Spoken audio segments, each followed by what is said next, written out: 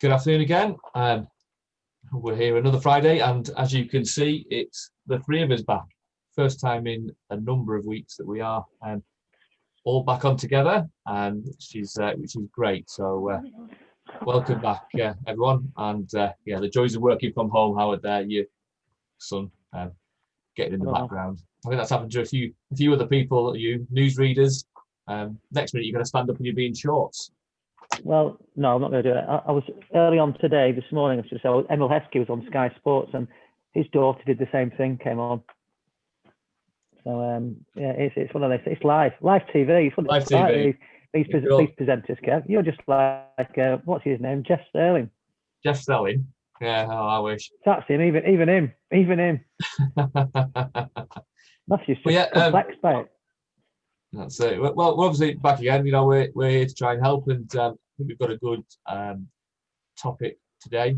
You know, we want to just talk about the little things that can make quite a big difference to selling your house, and you know, potentially get you a really good price. So we'll talk about that, and we'll then let you know how September started, and what we think the rest of the year will perhaps have. So, Matt, do you want to start? So yeah, what can people do that can make a big difference for them? Yeah, I'm a massive believer in obviously minimalising jobs for people, you know, who are prospective buyers. By that, I'm not saying go out and redouble glaze your house. I'm not saying go and re-roof your house. Of course, you know, if there's little bits on your roof, get them done if it's not going to cost you a grand amount. Same with your windows, you know, if it's just resealing. Main things I'm talking about is these. I find that neutral houses sell quicker than those that are, you know, that have got big green walls. You know, neutralize it. I know it's going to take numerous coats of white, but a recent success story for us. We sold a house in Lancaster. They got a handyman round because I advised, you know, in the back it was a terrace. The masonry paint was all flaky, falling off. It was cracked, and you know, let's face it, for a first-time buyer, although we know that's the masonry paint, it could probably look like there's a big crack in the render when, as a matter of fact, it's just the paint, you know. So they got the handy chap round. He replaced some fascia boards. He sorted out some bits and bobs, repainted the full back of the house, all the walls and the outhouses. And when we went round and did the photos, it looked like a completely different house. It looked so fresh, so welcoming. The sun, when we did the viewings, there was absolutely blasting down on the south-facing garden because, you know, you've got to think that viewer is going to walk to the end of the long garden, going to turn around and look at that house and now be like, wow. Whereas they would have probably been like, bum heck, I'm going to have to paint all of that. I'm going to have to get that crack sorted. Little things like that, little tart-up jobs in your house, you know. For those of you that have got kids like to put their hands on everything. So you'll often get marks on your wall, things like that. Neutralize it all. If you've got white walls, fantastic, because you've got any marks on it, it's just straight over it. I love neutral houses because I think they, you know, it's a blank canvas to somebody. Sorry, I'm nattering on there about the same thing, but you know, if it's worth you. I get so many people who will go out and value and say, look, for the time it'll take you over a Saturday and Sunday just to paint all this room with a couple of coats of white, it will look like a brighter rather than a dark room, and effectively it doesn't make our job easier. That's the wrong word to say, but it enables us to sell it better for you and achieve a higher price, because the less amount of jobs that the buyer finds for your house, the higher the price we can hopefully get for you and drive them up by showing how minimalistic everything is. I think yeah, I was going to say, I think what Matthew is saying is right, and I think one of the things that I've always said for many a year is, before you put your house on the market, is, you know, if you don't have the advice of myself and Matthew, or you kept going around and talking to people, just stand back at your property. And I even say, stand back on the road, look at your property from the outside. How does that look? As you go through the property, how does it look in the eyes of someone that's going to look at it? And sometimes it's worthwhile just doing those little odd jobs that, like Matthew said, you might like, your son might like, you know, a bright blue wall or a bright green wall, but in terms of people coming to look at it, yeah, it's something that they maybe not like. Whereas if it's neutral colour, yes, they can imagine different furniture, etc., etc. I think in all, what I'm really adding to what Matthew said is, rather than rush to put your house on the market, when you know you're going to put your house on the market, stand back and look at it, and look at the jobs that need doing, and there might be very minor jobs that need doing, but it'll show you up in the best possible light. And I think that's what we're saying. And Matthew mentioned then, like handprints, it might be around the light switch, where you don't think of it every day in and out, but you just go, it just needs a bit of a tidy up. So that's it. Stand back. And for those estate agents out there, and there are some that want to get you on the market like that, if that's what's best for you. Equally so, and I'm sure Matthew and Kevin will have been told this as well. You go out to someone's house and they're happy to use me to put a house on the market, and they say, how soon can you get it on the market? That's not always the question to ask. It's what's best for you. So really, it's just added on to what Matthew said. Really, stand back, look at it, do a few little jobs in it, and the less that people have the opportunity to pick holes in it. Back to what Matthew was alluding to before, is you stand a better chance of getting a better price. I think you're right there. It's not the how soon can you get it on RightMove. There's a big thing. I think that RightMove will definitely sell your house. Your estate agent should sell your house. Not RightMove. RightMove is just a tool that estate agents have to actually market it. So, but you only get one chance to make your property stand out on a platform like RightMove. So you need to make sure that the little bits are right, and that includes things like you mentioned light switches, well, bulbs, bulbs. That's another thing. Goes out in my house to be fair. But go replace the bulbs. Bulbs aren't expensive. Toilet seats, they're often cracked, or bath panels, all these sort of things. Sealant round the bath. Re-silicon, exactly. Re-silicon your bath. That's a massive one. Good shout. Isn't it? That is. You're right, and you're right, Howard. Stand back, take a look at your house, have a think about it. Is there anything that could put somebody off, or not necessarily put somebody off, but draw their attention to it. That's what we don't want. It's a negative, isn't it? It's a negative thing that will either deter somebody or make them offer less. Yeah. Do you know what else is a massive shout, and which I would have also liked to touch on briefly? And I'm not saying people are unclean by any means, but before you put your house on the market, I think you should proper blitz your house. I mean, like go around all the skirting boards, cobwebs. I mean, most people do anyway. And I know before most viewings, people have a quick tidy up. Yeah. But I'm not saying rip out fridge freezers and get all them and things like that. But I'm saying, first impressions count, guys. So, make sure your house is clean before viewings. Make sure things are put away. Make sure the clutter's put away. Because honestly, it is amazing, to be truthful, how many people have clutter and how many people forget to clean here or there. And behind you. Here's an example behind me. Exactly. All the coats that are on behind me, that's where we store them. But if someone who's coming to view, you get rid of all these. You put them on your boot or something. Yeah, you're right. Utilise your car. Utilise your car. You look at the coats on there. You need to. The other thing as well, touch on that as well. One thing that I always mention to people is, especially kitchen dustbins. Don't have them overspilling. One, it looks unsightly, but secondly, you can smell it, can't you? You can smell it, and I'd actually take your bin out, sort of thing, change it. Yeah, like that. Yeah, no, exactly. Yeah, exactly. Yeah. So basically, there's lots of little things there, isn't there? There's nothing major. You're not talking about re-roofing or re-carpeting. No. It's just little odd jobs and sods. Little jobs, but they do make a massive difference. And I think, Matt, you mention before that one you heard about earlier where you made the changes. We sold for asking price. We did. That's one thing I didn't mention. We sold it for full asking price. In all honesty, guys, if you maybe, as most of you will know, I'm very straight talking. I was the highest valuation on that, by about £10,000. That's me being very honest with you. And I said to the vendors, we've got a cracking house here. We just need to do this for it.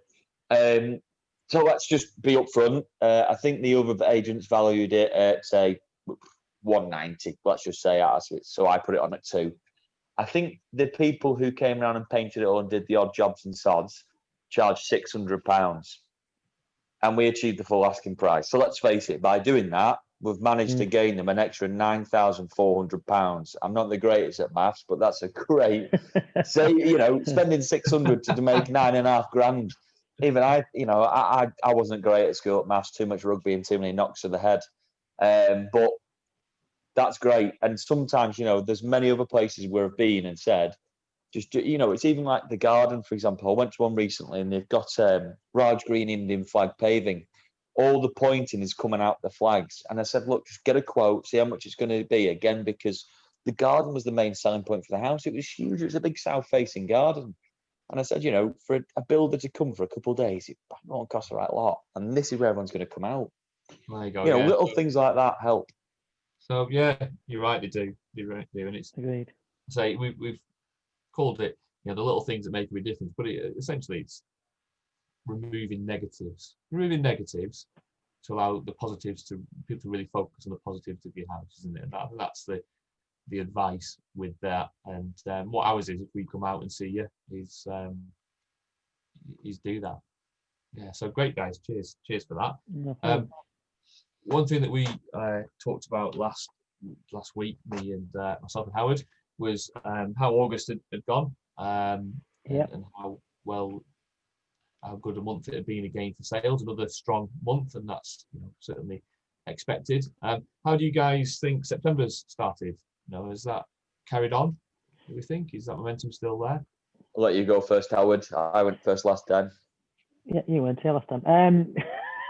Yeah, no, joking. Yeah, no, I think to be perfectly honest, as I mean, I the last week in August, I was saying, Matthew, even you were in Preston, it had gone quiet, and we discussed that we thought that was a possibility of one. It was Preston holidays here. However, kids were back at school.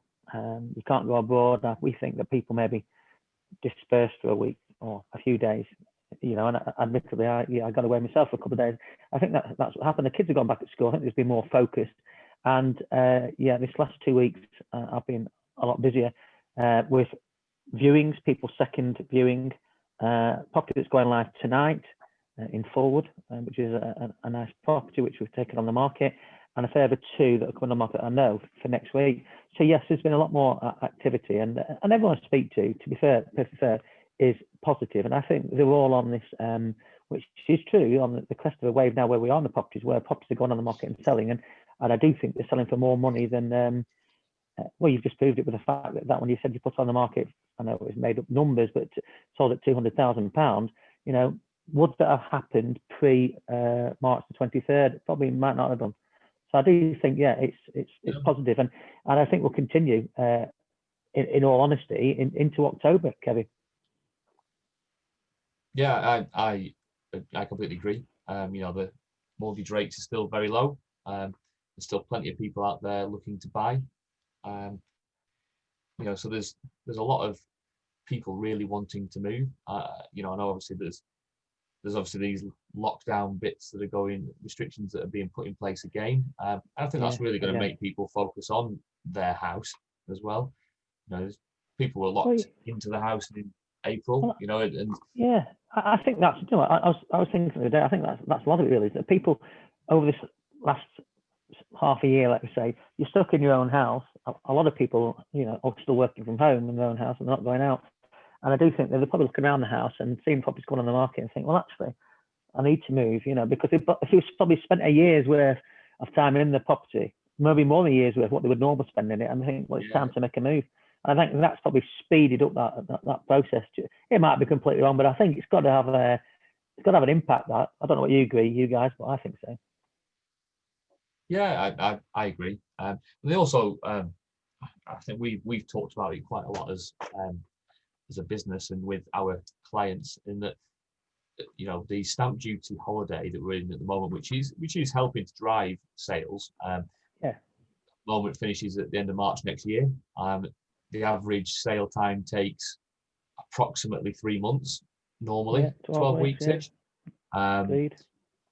We're currently experiencing record sales levels, which is going to slow the process down a little bit, because conveyancers are going to need more time to get their work done. Search is going to take more time to get back. So there's going to come a point you know, 3 months of the normal sale will take you to the end of this year. Realistically, if you're not selling within the next 6 to 8 weeks, 8 weeks, yeah, I reckon. Yeah. 6 to 8 weeks, are you going to be able to move stamp duty free? Yeah, I mean that's why I'm thinking. That's why that's my thought process behind that. That's why I think the next month, October, will probably just as mad because of that. Yeah. Because of that, you know, because you've got September, October, you know, and then like you're saying, November, December, half of December, half of January. Let's be fair, in this industry, it's lost, isn't it? It's lost. People shut down, not us, but other divisions that we need to get the properties through to completion. So they shut down. So yeah, with that on it, and more properties coming to the market, and people wanting to take advantage of that stamp duty, that you know that they're being allowed not to pay up until, you know, the end of January. Should say March. Should say. Yeah, it's going to be put more emphasis on people pushing it through.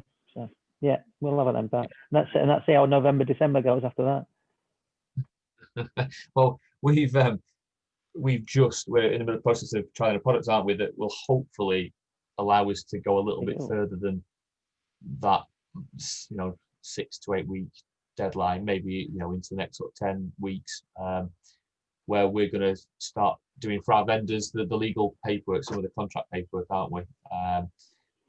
You know, and try and order searches earlier so that we've not got that delay when it comes to the crunch point, essentially. And so we're hopeful that might speed things up to somewhere between 2 and 4 weeks in the process. You know, so we're looking at ways that we can help people out with that. Again, if anyone wants to come and have a chat with us about it, you know, we certainly can do it. But it is something that we're just introducing into our package, you know, Matt, and how we're going to go out. We'll be talking to vendors about it. But you know, we're all happy to sort of run through that and let you know how that can potentially benefit any sale. Yeah, I think it's going to help massively. I think, Kevin. You know, I spoke off to you guys before, but I've just set 2 people up on this system yesterday evening, and it's quite good. It gives you a percentage of how near you are to being really ready to go once you get an offer in. Like I say, it speeds all those aspects up. And I think the solicitors that we work with, I think they will thank us, because I think we're taking quite a bit of chunk of work off them. Yeah, good. Well, just sort of finally, guys, just conscious of people's time, obviously. We've been on here for 15 minutes now. Just sort of give you a bit of an update as to on the actual figures of what's been happening so far this month. Start with your area, Howard. So PR, properties coming to the market last September was 297, and there's 98 so far. 98 so far, so about a third of the way, essentially, and we're about a third of the way through the month. So actually, you know, it looks like could be on track to hit month on month. Sales, though, again, as we've been talking, 151 in total in September, 90 already. Right, yeah. So, you know, that is well ahead and is on track, like we say, to be well in advance of what it was year on year. Yeah. Again, like we've been driving that through. So that looks, you know, really positive again in PR. Matt, LA postcodes there. So instructions, new properties that came to the market was 265 last year, and we're on 121 so far as of yesterday this year. So just under halfway, about a third of the month. So that looks like it's really, you know, really strong. The amount of properties coming to the market.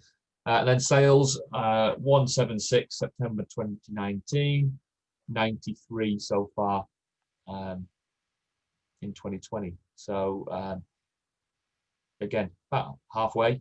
So really strong sales figures again. I'm guessing that doesn't surprise either of you that the sales are strong, and that the listings are starting to follow suit a bit now. Very promising, yeah, very promising. Like you're saying, it just shows how strong both areas are. You know, especially Lancaster is extremely strong, but Preston seems to be getting up on the sales side. So pleasing, very pleasing indeed. Good, right, all right, guys. Well, I think that was quite informative. You know, thank you for the information on the advice for the little things. great to hear how positive things are. I say we're all here if people want to have a chat about that we're trialing with the homeowners passport stuff to sort of try and speed up that sales process after agreeing an offer. We're here to have a chat about that. You know, give us a shout. You know, drop us a comment, leave us a like on the video. You know, it's big help for us if you do that, and it makes you know that the content is worth it. If you'd like us to add anything as well, give us a shout. You know, we're always here to answer questions and help as much as we can. So we'll leave it at that, guys. Have a nice weekend. Enjoy the 20+ degrees I think it's going to be, and we'll see you again next Friday. Okay, have a nice weekend. See you later, guys. Bye.